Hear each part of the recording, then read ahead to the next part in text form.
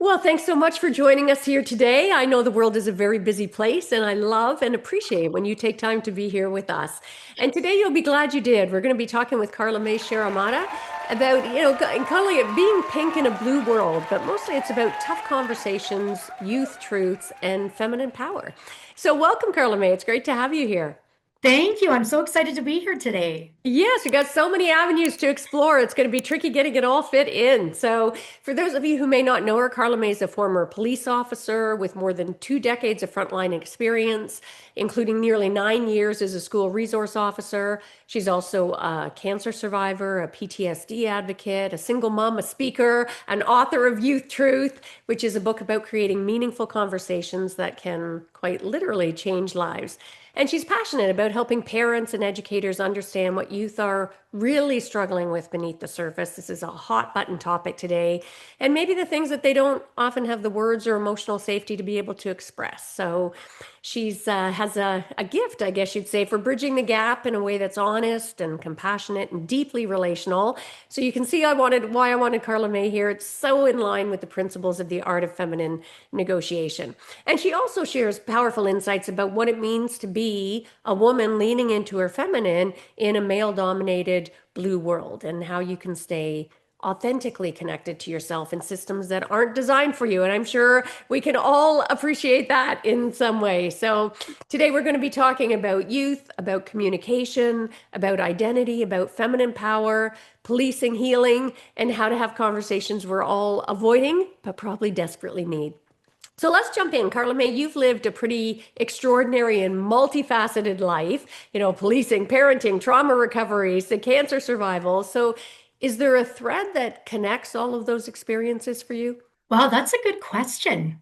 When I look back, like quickly when I look back, I don't see the thread, but I think when I actually look back to see it's the thread of helping people. Yeah. It's the thread of resilience. Because if you look, like I started in oil and gas, again, you've got your male dominated world. So I'm in Hmm. Calgary, Canada. And so then going into policing again, you've got your dominated world. So I think it's learning the ropes and just the resilience of kind of getting through, knowing who you are, and being true to yourself. Yeah. It's funny you say that you ended there, because that was the thing that jumped to me. I would have said authenticity, right? Like it's about how do we show up authentically, whether with our kids or for kids with their parents or in male dominated industries, right? Being able to, I think it's beautiful. Now, you had said before that kids often opened up to you before they would open up to their own parents. And sometimes broke down with you because they were afraid maybe to have those conversations or negotiations at home. So, why do you think that youth struggle so much to talk to the people that they love the most often? The biggest one is connection and engagement. As parents, or, because I put aunts and uncles in this category, coaches, anybody who's an advocate for youth or who has a youth in their life, we all come in with our own biases, our own judgments. Yeah. Well, I wouldn't do that, or I already tried that, it doesn't work. Instead of allowing our youth to tell us what they need Yeah. and to allow us to just be able to listen to them. And so that is one of the biggest things is the youth are afraid of judgment. They're afraid of not being heard, seen, and valued. Yeah. And it comes down just to adults. We want to be seen, heard, and valued as well. And it's funny as you were saying that, because absolutely that applies to youth. And I would say it also applies as adult. We don't listen well. Those same things that sort of mar relationships between parents and kids, we do it in boardrooms. We do it in our, with service providers across the board. We don't listen. I think it's one of the reasons the world is so divided today. So now I know your Yep. book, Youth Truth, focuses on engaging in conversations that can change lives. So Yeah. what would you say is one of the biggest misconceptions that parents or the other sort of caregivers or people in life have about negotiating those quote unquote difficult conversations with kids? When I look I guess with our conversations with our youth, and I look as a parent, we make assumptions about what our kids know. I think Yeah. we think they know, and our kids make assumptions about what they think we know. Absolutely. However, we never come together and communicate about what these assumptions are. And so instead of doing that, the kids don't talk, the parents don't talk, everybody's just kind of on their own. And then we wonder again why we can't have these conversations around the kitchen table.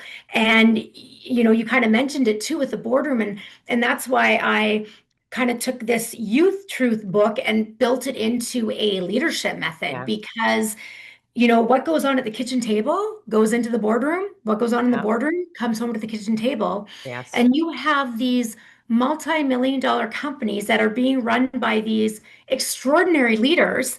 However, they cannot connect with their own kids at Yeah. home. Yeah.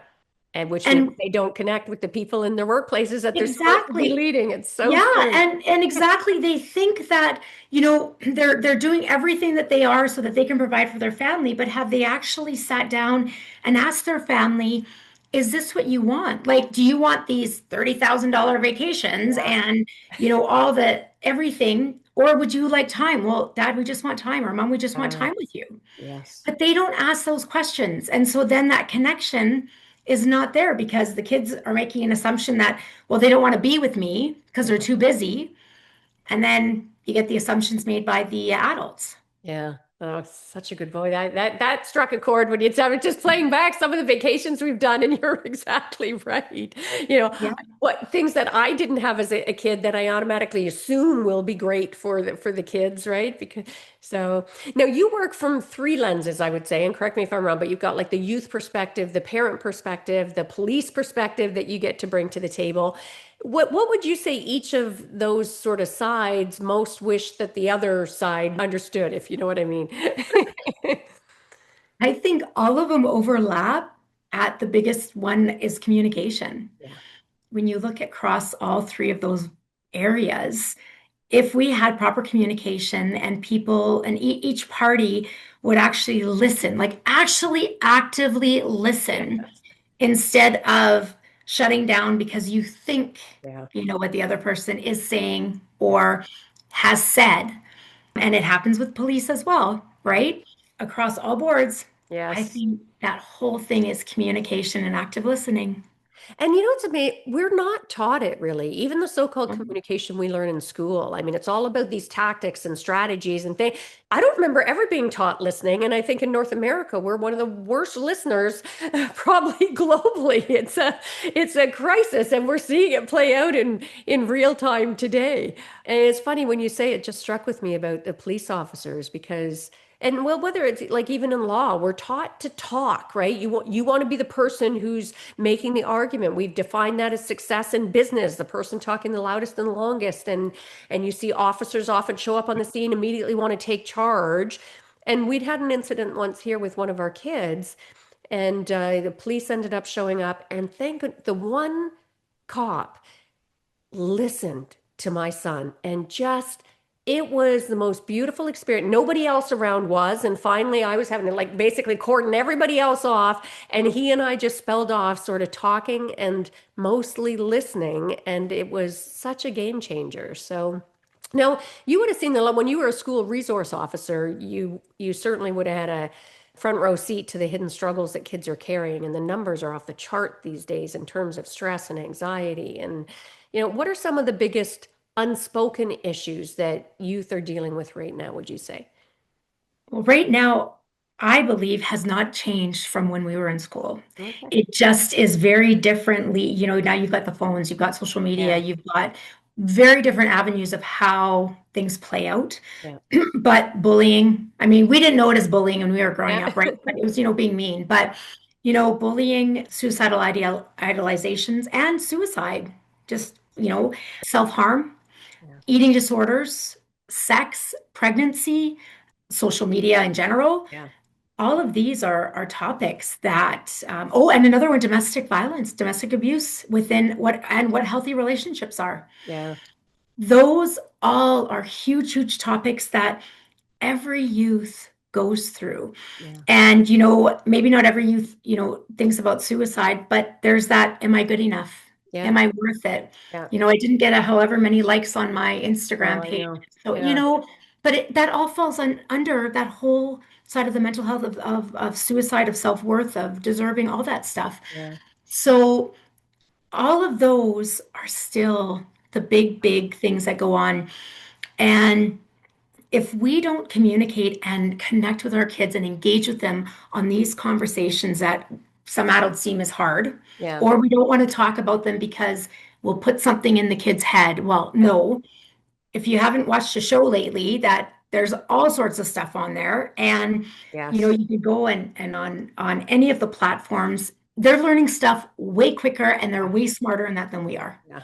Yeah. So if you do not take the role as a parent to connect with them and engage about these conversations, Yeah. you are losing your kids. And be intentional about it. As you were saying that, it really struck me.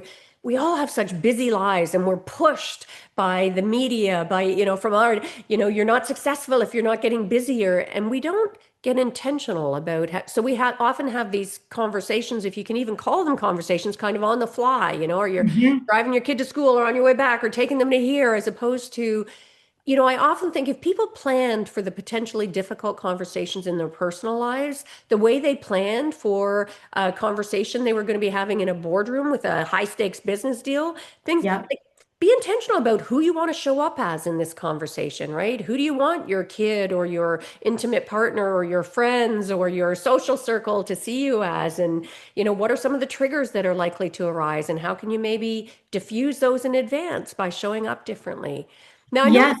you teach parents to create safe spaces, like where kids can share those truths without fear of judgment or punishment, which is important. We have to Yeah. talk and then we slam them down. What do you mean I So, what are a few practical ways to create that kind of safety in negotiating difficult terrain in these relationships?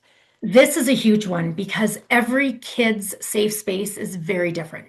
So, take for instance, there was a parent that I got a call from. We were chatting. She had a 15-year-old boy.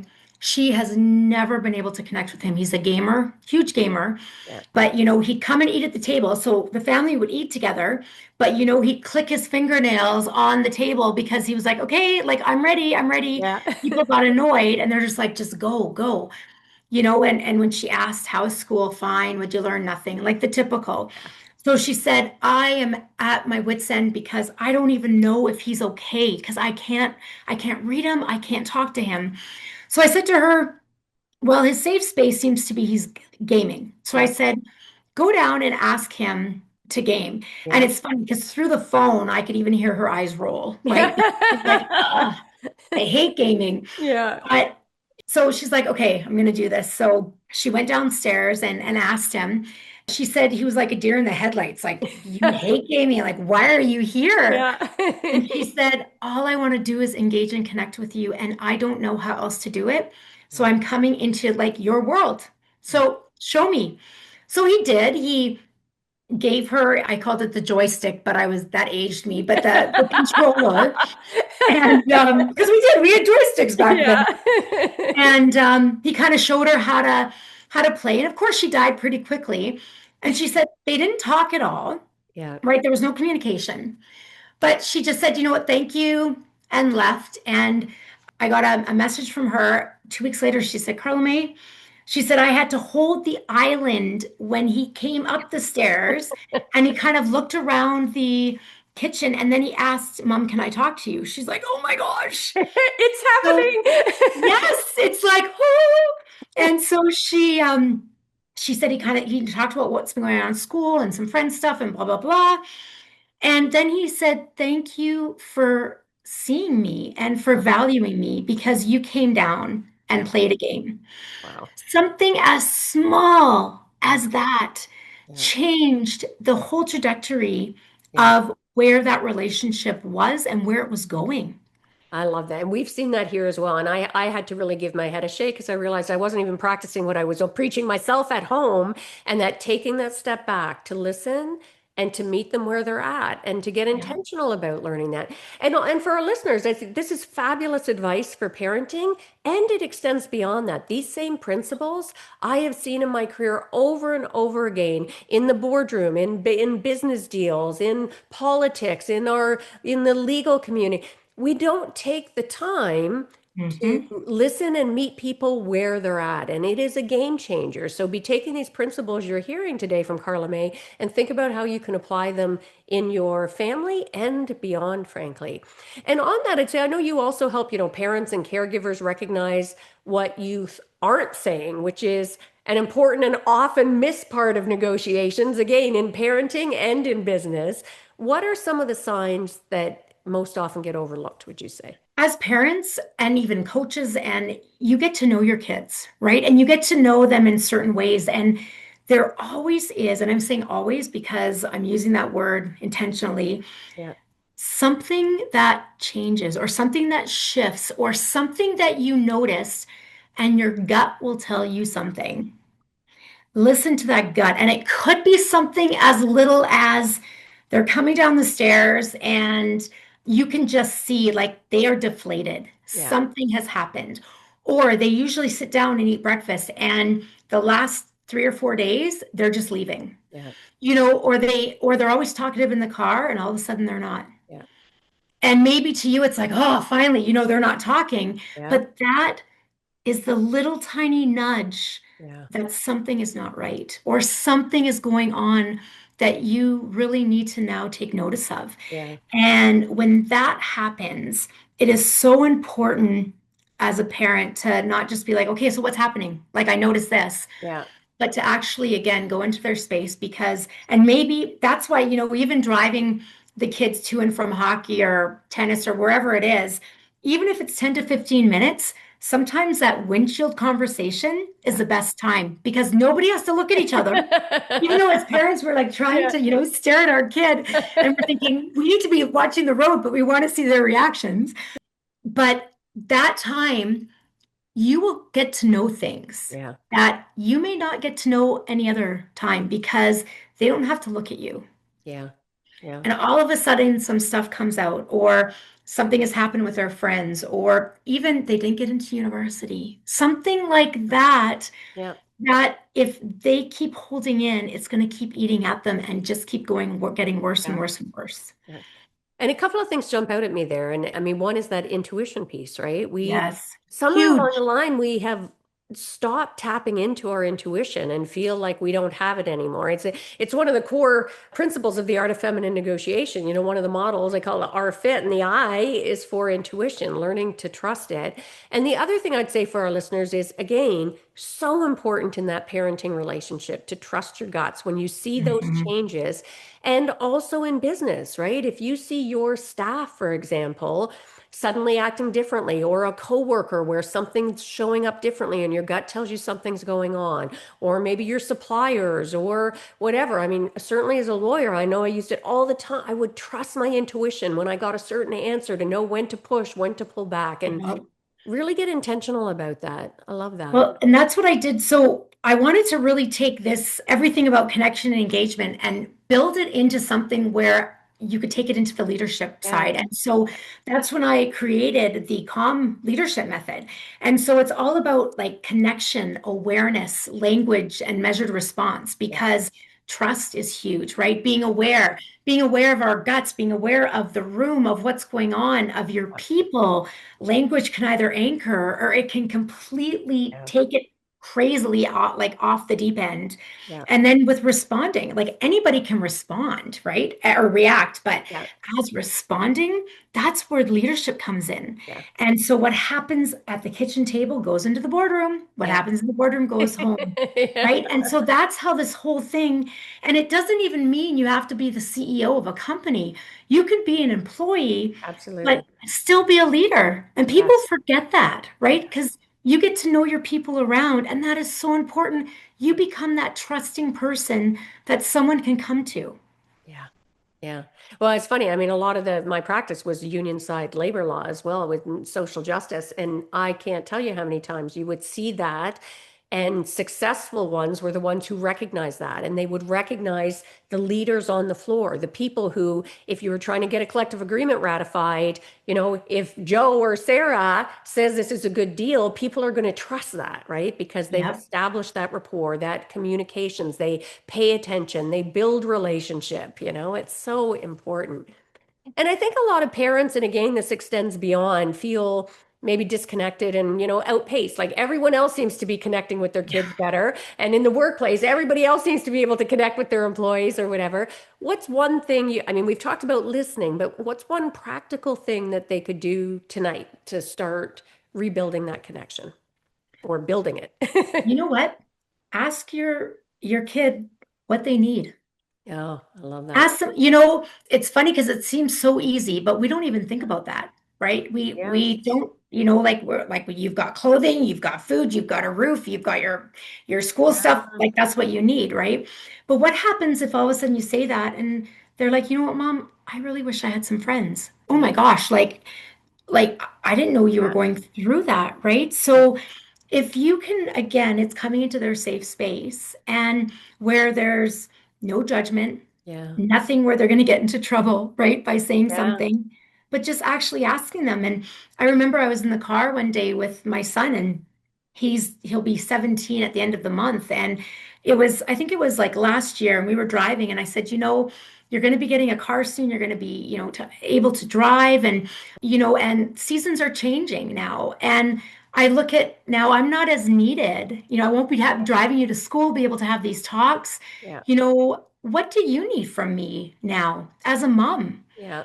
And he's like, that's like a really weird question. I don't know. Like, I never thought of that.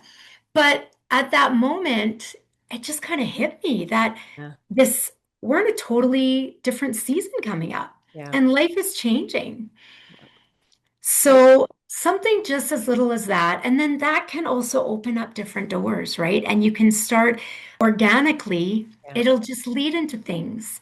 Well, it's And funny. It's so simple, and yet, as you said it, and it's so powerful. And again, I was thinking as you were saying it, Carla May, about the ripple effect of that. Imagine what a different world it would be if every negotiation we entered, personally, professionally, on the global scene, for heaven's sakes, good knows yeah, some of the world leaders today could yeah, use, instead of going in trying to exert power over everybody, what do you need? Like starting the yes. conversation that way. What a powerful Well, principle. and amazing leaders. If you look at leaders of these companies that, you don't have to be making millions of dollars, but the culture is Yes. one where people are not leaving, right? You've got these people that will back you, will die for Yeah. you because of who you are as a leader. Yeah. That's exactly what they do. Yeah. They What ask, do you what do need? you need from me or from this company to Absolutely. have a better, like, do you need to have one Friday off a month? Okay, for like a health day or a stress-free day or Yeah. whatever it is. Yeah. Yeah. What do you need? Yeah. So simple and a game changer. So let's talk about your pink and a blue world message. I want to make sure we get Okay. to cover that too. I mean, I think you're self-described girly girl, I think you said, who sort of never fit the stereotypical police box, certainly. So Yeah. tell us a bit, what was it like navigating a career where, femininity certainly not only was not the norm, but was probably, scorned a bit? Well, I'll never forget one of the police chiefs used to tell me, he's like, you have a pink fingernail sticking out of this box and a pink toenail. And, because I never fit into the box, but that's what made me who I was. Yeah. And as a cop, that is what made me be able to do the things I did and be who I was. I mean, I always had, hair, makeup, nails, everything was always done. That's just me and Yeah. who I am to this day. Yeah. When I went to calls, of course, you have your guys who are just like, oh, here she comes, Yeah. because as soon as they see this, they don't think you can do the Of job. course. But I did. I had to prove myself, Yeah. and some days it really sucked to have to do that, but I did, and I did prove myself, and it started getting where people just kind of knew it was like the blonde girl kind of thing. That was like, oh yeah, that's Carla May. Okay, and like that was because I proved myself that I could do my job. Yeah. And as soon as the guys, and I'm saying guys because that's who you pretty much had to prove, and even some of the other ladies, Yeah. but as soon as you proved yourself, then you were good to go. But I always stayed true to myself. Yeah. I always stayed authentic to myself. So when anything happened, I could look in the mirror and I was okay with who was looking back at me. Yeah. And that was a big thing because, as you know, like as a lawyer, when you have to go to court and all of a sudden you have other officers lying on the stand Yeah. and you're sitting here going, well, that actually is not what happened. Yeah. Are you going to go and side with them because that's back Yeah. the brother blue? Or are you going to be authentic to yourself? And yeah, you know what? It's not going to be easy. Yeah. And I bet That's what's that happen. showing up, bringing that other side, I bet you had greater success in many areas and in many arenas, and that starts to speak for itself at some point when you stay true. And I just on that same theme, because I think so many women listening feel that they have to, or well, any I shouldn't just say women, frankly. I think across the spectrum, right? Male, female, all the spaces in between, right? They feel they've had to downplay aspects of themselves to survive in traditional male dominated Mhm. environments. And that, what helped you stay true to who you are? Any advice for people out there who go, gosh, I haven't had the strength to do that. Any tips? Yeah, so when I do my one of my keynotes is the Being Pink in a Blue World, and one of the biggest things is stay true to your femininity. If that means because we've gone into boardrooms where you see the women are in blue, like navy blue suits. Yeah, It's like, okay, come on. Why yeah, couldn't you go in heels, a pencil yeah, long skirt with a really cute pink blouse or whatever your favorite color is, cute jacket, go in there and be like, I'm here. yeah, Why can't you still keep your femininity? And so many women think, well, I'm going to be looked down upon. You know what? Maybe that's what you think. But when you walk in there, they look at you and it's like, oh, wow, okay, you mean business when you come in there. yeah, And then when you start talking, now not only have you kind of given your vulnerable side of saying, you know what, I'm coming in here, this is who I am authentic, but and feminine, but I know my stuff. yeah, And so now you have just blown away a whole bunch of people. And at this one women's conference I was at, there was actually some men that were there. And I had a gentleman come up, and he was a CEO of a in the agriculture industry. And one of the things he said, he goes, you know what? You just gave me a new way to be able to empower my female board members and female workers to say, you know what? Don't come to the boardroom. Like, I want you to be you, yeah, right? If that means heels and a skirt or a really nice pantsuit or whatever it is, be who you are. yeah. And there's no one way to be feminine. So I love that. Like it's whoever, whatever that means to you. And maybe Yeah. femininity isn't necessarily even how you dress, although that is, I agree with you. In court, it was always the big padded shoulders, whatever. And I would show up wearing bright colors, right? A Yeah. little edgier, a little Yeah. different, but also extending into your traits, right? For so long, I think both men and women have seen so-called feminine traits as a liability to success. And so we stifle them. I mean, show up with curiosity and collaboration and empathy and lean into those so-called feminine traits and see Yeah. the power that brings. So, Well, and who you are, and that's the biggest thing is do not lose yourself yeah. because it is so easy. And men do this as well, right? Because it all becomes about, Yeah.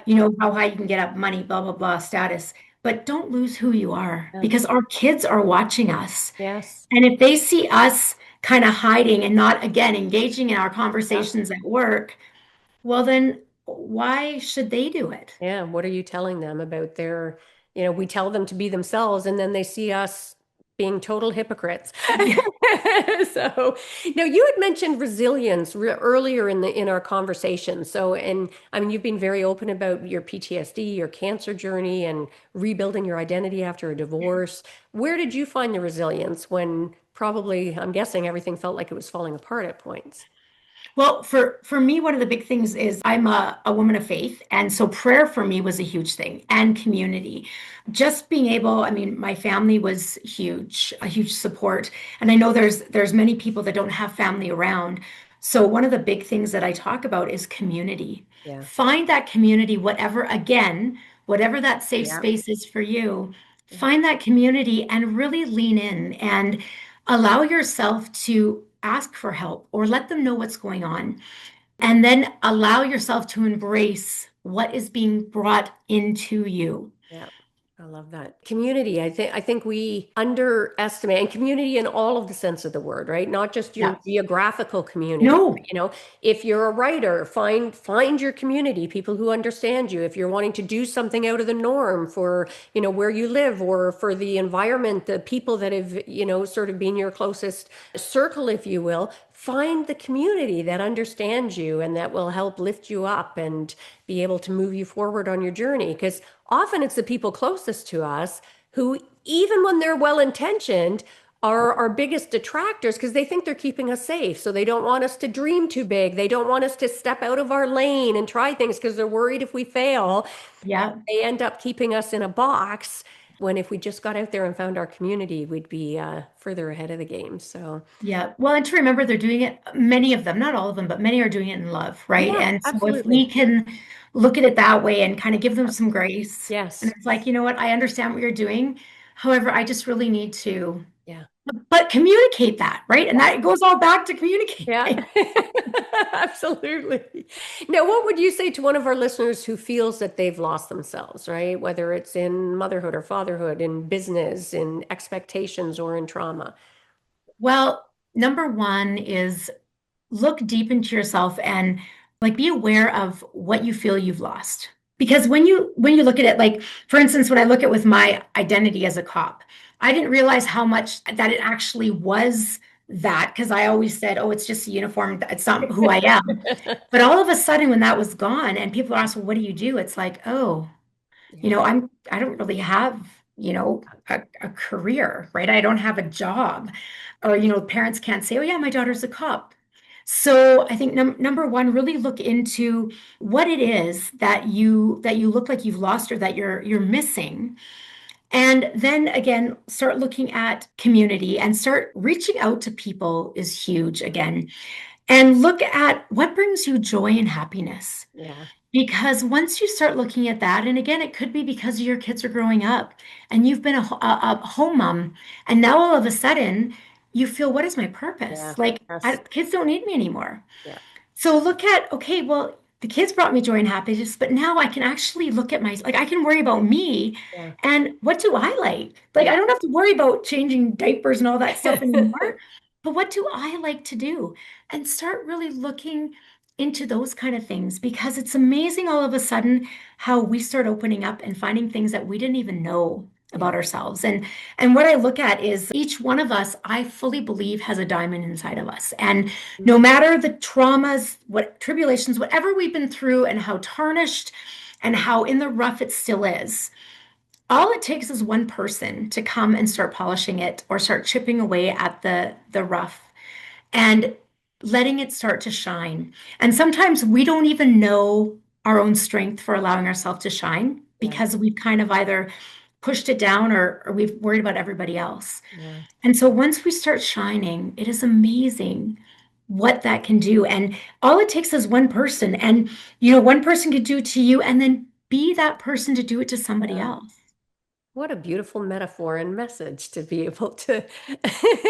And I'm gonna wrap us up there. And I normally like to end by asking, what's one of the greatest mindset shifts that you've ever had in your life? Doesn't have to be about what we're talking about, just one of those aha moments for you where you saw things differently that shifted how you show up. The biggest mind shift is, you know what? Knowing I was worth something Oh, and knowing what my worth was and that I was deserving.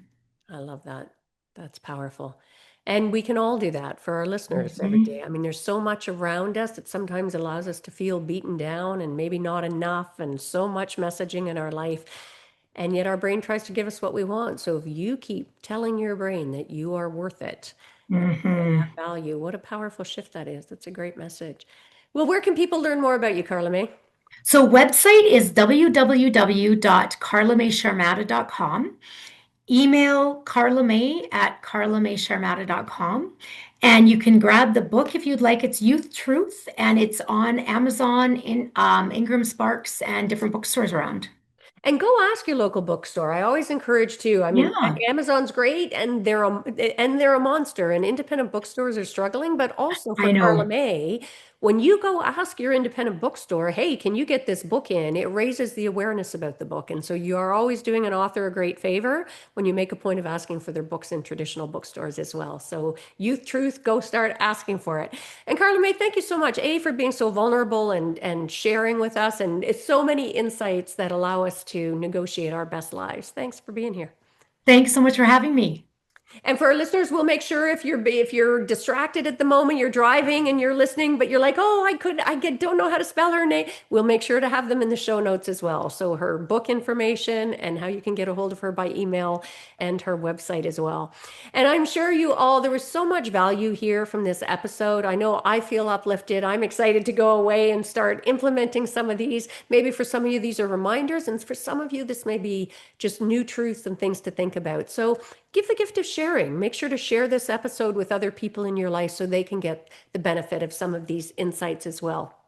And before we sign off, if this episode maybe lit a fire in you or made you recognize you're not showing up authentically, or you've been playing a little smaller and not feeling the power of stepping into your true authentic self, and you want to start negotiating a bigger life for yourself, check out my programs, whether it's my one-on-one masterminds or some of our powerful group programming or even the online programs. I've got you covered. So let's start getting you tapping into that feminine power of yours, getting more of what you want and deserve, and doing it without apology. And if that sounds interesting to you, check it out at artoffemininenegotiation.com. And for goodness sake, if you've not grabbed a copy of my book yet, please do that as well. The Art of Feminine Negotiation, How to Get What You Want from the Boardroom to the Bedroom. And that's a wrap for this episode. So I encourage you now, go out and renegotiate the life that maybe you thought you had to settle for. And remember to be intentional that every moment is a negotiation, starting with your negotiations with yourself. So choose presence, choose power, and choose purpose always. I like to think this isn't just a podcast, but a movement, and you're a part of that now. And together we can redefine power, one conversation and one negotiation at a time. So join that movement and lead the change, and lead it with heart, negotiating like the powerful force of nature you are. Because as we've heard today in this episode, being feminine doesn't mean being weak. It actually means being unstoppable when you lean into it. So until next time, take care.